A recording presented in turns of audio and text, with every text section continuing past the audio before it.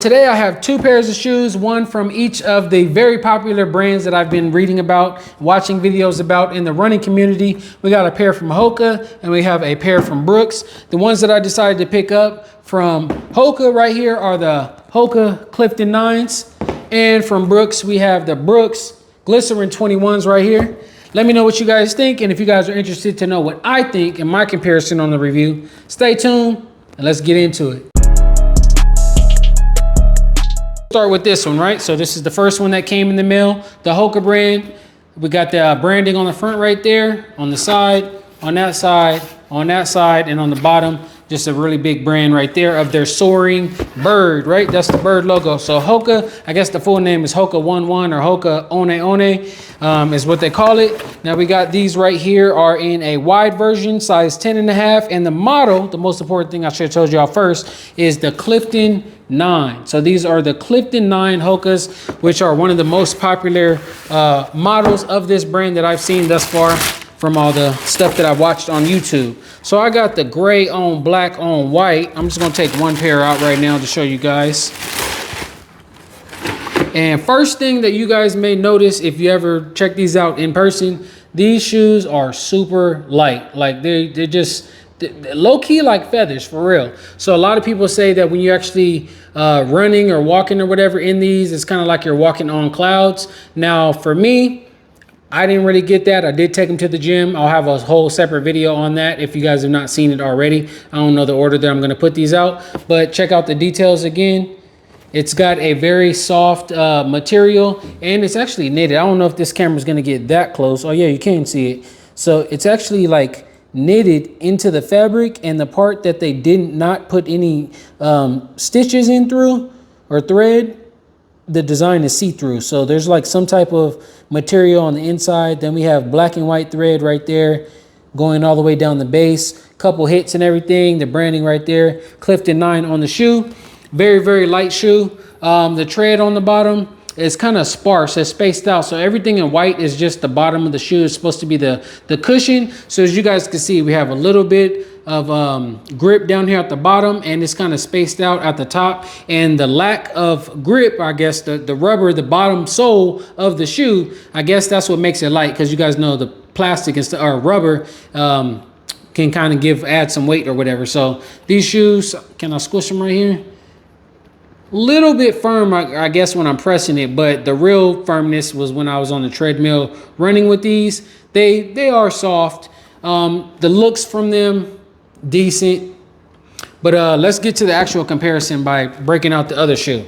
Now, the other shoe right here, we'll set this to the side for a moment. The other shoe right here is from Brooks, another very popular brand. These are the Glycerin 21s. I got the triple black, or the black on ebony, as it says right there on the tag at the bottom.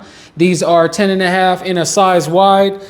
There it is. We have a plain logo on the front, info on the front right there.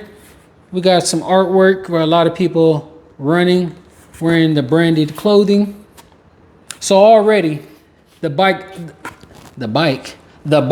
is a little more decorative than the other one, right? But that doesn't really matter if the shoes ain't really hitting on nothing. So let's take these shoes out, or I guess take one out. By the way, we got our artwork and stuff like that on the inside. So yeah, I really rock with this as a graphic designer myself. I like that they're designing more all on the box and stuff like that. All right, so here is this one right here. This is again the Brooks Glycerin 21. Check this out, man.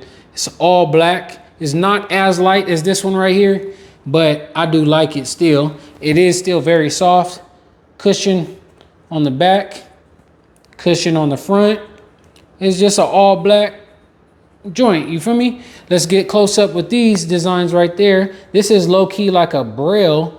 Like these are actually dots like punched out in there or whatever, forming the logo for the Brooks. This one is branded as well. As far as the model of the shoe, it does say Glycerin. The laces are kind of blocking the 21, but yeah, Glycerin 21 right there. On that side, it says Brooks on this side, and then I don't feel like taking the other one out, but I think there was something on the heel on the inside of both of the shoes. Actually, there's something a little bit different. This one say Clifton or whatever in there. And I think both of the left and the right shoe has a different design on the inside or whatever.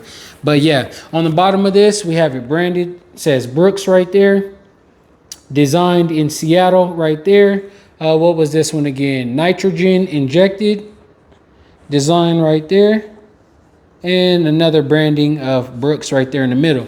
Now notice this one compared to this one. The rubber is like all throughout. We have it on this side, this own little section. We have it right here going to the heel of the shoe.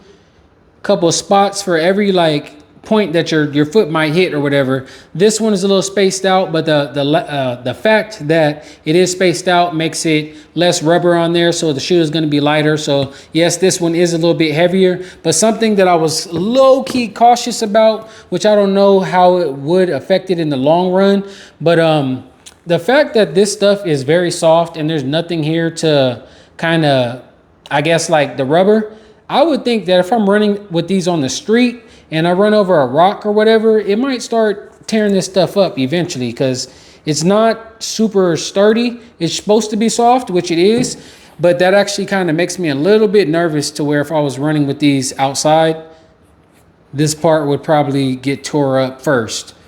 But they are light again, so if you're worried about your PRs or whatever, these might be the ones you want to rock with. But me, I like a little firmness to my shoe, and I do want them to last for the price that they paid for them, right? I think, if I'm correct, just trying to remember here, I think these retail for $145 and these retail for $160. So paying a little bit more. Nothing even on the back too, by the way. Is there something on the back of this one? It's got a little hit up there, a little something, as y'all can see. I think that looks kind of cool though. It kind of arches off, I guess, off the back there.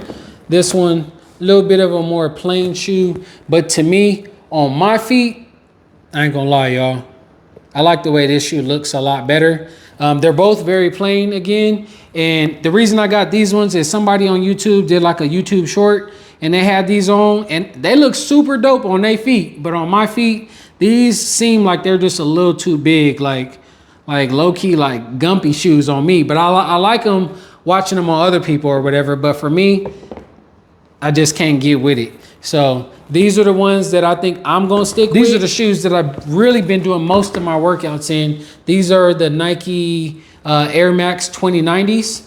Had these for quite a while. They've done me very well. They got, you know, nice little cushion and stuff like that on the back. Nothing wrong with them, but technically these shoes are considered lifestyle shoes, so they're not meant for running, and they also are regular versions. So that's another point too. These two shoes are the very first pairs of shoes that I ever had in a wide. So I do have wide feet.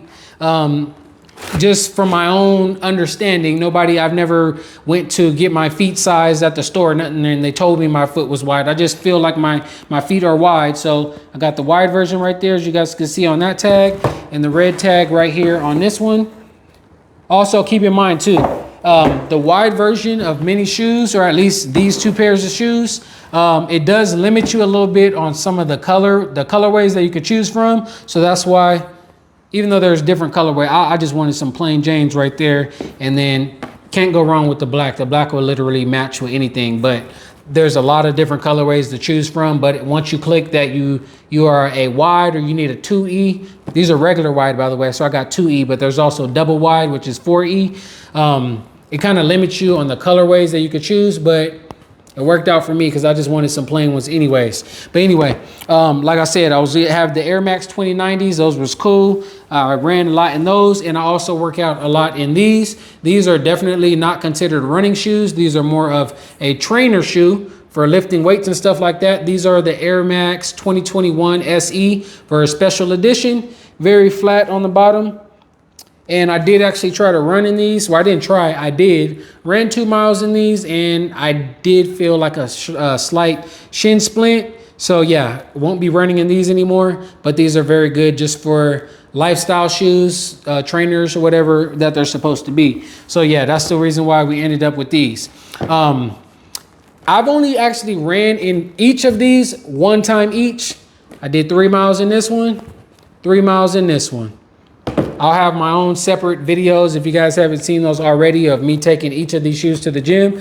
I guess I'll say my winner, the one that I plan on keeping or running in a lot more, most likely, yeah, I'm gonna end up returning those because I really don't need 2 right away, even though I'm just getting started, because I do need to spend money on other things like a watch. If you guys are watching this, I'm hoping you either support my channel and just watch anything that I upload, but I'm also hoping that it's bringing to the correct type of audience to my channel. Other people who like to run 5Ks, 10Ks, whatever it may be, put me on because I'm looking to get more gear.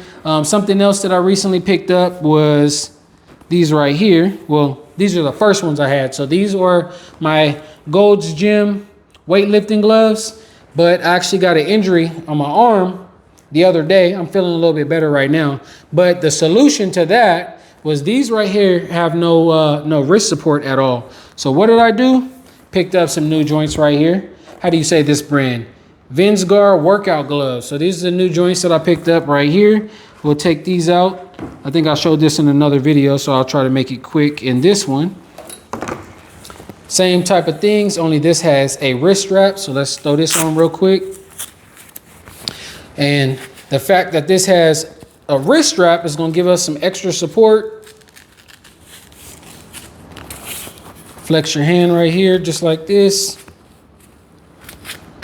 And there it is. So we got our weightlifting gloves. They are padded, by the way, slightly padded. It ain't like too much cushion or nothing like that, but it actually helps us to keep our wrists, you know, doesn't bend our wrist too much. So this one, the wrist can go all the way down. This one, it kind of lets it stop to keep the strain, you know, from hurting your wrist or whatever. So I picked these up, trained in the gym for the first time with these. Didn't get too much footage. I'll try if you know, I bring a little audience over here for working out, but most likely I'll be sharing that type of stuff on Instagram, in my Instagram story, to try not to do too much on this channel unless, you know, the audience just finds me or whatever. So yeah, we got that. Another thing I picked up from when I run outside, the pollen be like killing your boy. So I picked this up. I actually had one before from whatever brand. I don't know the brand from the first one, but this is a neck gaiter. You can use it a bunch of different ways right here. Now, my main purpose for buying this was to stop the pollen from trying to suffocate me, you feel me? And this is how it looks right here. It's literally like the same materials as it's like polyester, stretchy material. Same thing like the t-shirts that I like to wear. Now let's put this on. Hopefully it doesn't mess up because I do got the microphone on my shirt. Shout out to Rode who sent me the brand new Rode Wireless Pro. I had other stuff set up I was going to show y'all, but I forgot. But yeah, Rode sent your boy a whole microphone kit and everything. So shout out to them. That's the microphone that I'm using right now. Link in the description if y'all want to pick it up. But yeah, this is a neck gaiter right here. I don't know if some people just be like wear it like this to keep your neck from being cold or whatever. But when I'm outside at the track, pull it over like this so you don't breathe in the pollen. You could easily breathe like normal when you're running and stuff like that, but it definitely works to stop me from breathing in the pollen and choking and stuff like that. Something else, if you want to flip it over, how they say to do this, you flip it over, kind of do a little something like this or whatever, cover your head as well. Yeah, I like it. And another way I guess you can wear this is just like a regular, I guess, what is that, a sweatband? A little sweatband, low key, if you want to wear it like this. Pull it up, kind of wear it like a do-rag, I guess, tuck it under, do whatever you got to do. So yeah, I showed y'all the way I just like to wear it to cover up my, not necessarily my beard, but that's why I had it the first time when I originally got it. You pull this over your beard at night. I don't want to put it back on, but yeah, pull it to cover your beard so your beard doesn't dry out and get all your oils and stuff all over your pillow. It'll keep all the moisture right here. So that's the reason I originally had one, but for some reason I can't find it at all. Another thing I picked up, which this turned into a review from just the shoe comparison, but I'm just showing y'all. Picked up some DSG shorts from, again, Dick's Sporting Goods. These are the 6-inch rec shorts.